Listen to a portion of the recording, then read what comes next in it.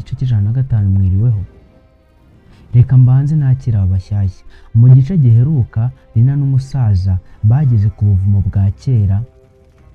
Umudari wa Rina watangiye kumurika, maze urugi rwari rumaze imyaka myinshi rufunze rurifungura.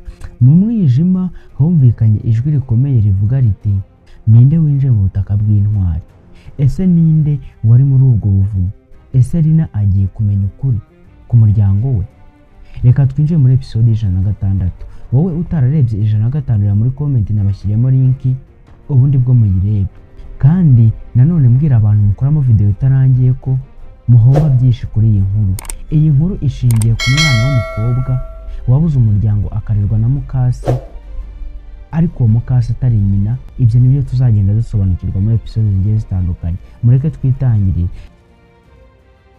Rina n'umusaza bageze ubwo bahagarara badahumeka. Mu mwijima hagaragara umugabo ushaje wambaye imyenda y'intwari za kera, afite inkota nini n'amaso akomeye.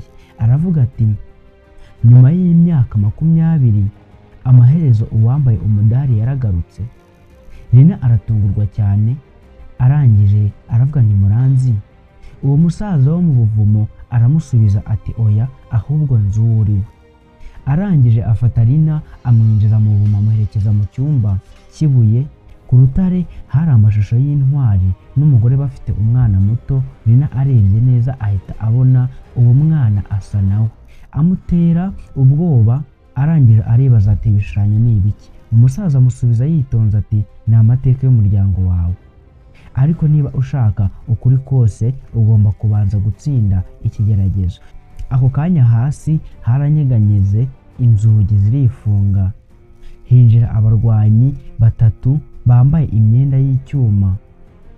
Umusaza aravuga ati, ntibaje kukwica, baje kugerageza umutima wawe. Rina yafashe inkota ya kera, gusa igitangaje cyangwa se kibabaje nuko ari bwo bwa mbere yaragiye kurwana. Tugarutse inyuma mu rugo rwa Serena yakiriye ibaruwa nshya yanditseho ngo Rina yinjiye mu buvumo bw'intwari. Serena arahaguruka, ararakara, agira umujinya. Arangije ku mutima aravuga nti nibamenye ukuri byose bizarangira. Sinzi ikintu Serena ari guhisha. Ahita yohereza abicanyi be beza mu gihome cy'umwanzi mukuru.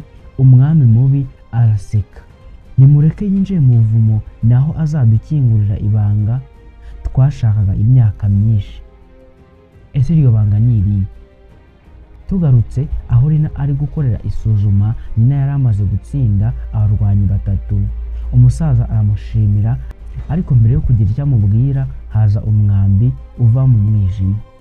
Uwo mwambi umukomeretsa ku rutugu. Umuntu utwikiriye mu mwenda w'umukara arasohoka, aravuga ati, ntimugomba kubwira Rina ukuri, igihe ntikiragera. Rina ahita amubona, aseka gato ati, nanone ni wa murwanyi unyiza?